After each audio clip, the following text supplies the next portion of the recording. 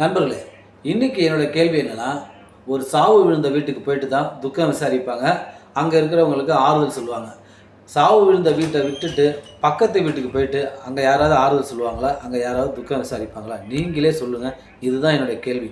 சீமான் அவர்கள் சத்தியத்தின் மகனாய் ஒரு சீமான் ஒண்ணுமே தப்பே பண்ண மாட்டாராம். யார்ட்டயும் பணமே வாங்க மாட்டாராம். இவரு ஐயா மூக்கா முத்து இறந்ததுக்கு, அவர் வீட்ல அவரோட புள்ளைங்க, பேர புள்ளைங்க நெறைய பேர் இருக்காங்க. அவங்ககிட்ட போய் ஆறுதல் சொல்லல. நம்ம முதல்வர் ஐயா வீட்டுக்கு போயிட்டு, முதல்வர்கிட்ட ஆறுதல் சொல்லியிருக்காரு.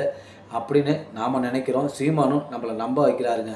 முதல்வர சீமான் சந்திச்ச விஷயமே வேறங்க. அதில நெறைய உள்குத்துலாம் இருக்கு. இவரு பேர்ல அவர் வீட்ல நோட்டீஸ் ஒட்டுன வழக்கு ஒண்ணு இப்போ தீவிரமா விசாரிக்கப்பட்டு வந்திருக்கு.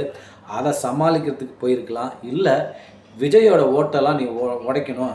விஜய நீ திட்டி டாக் பண்ணி பேசணும்.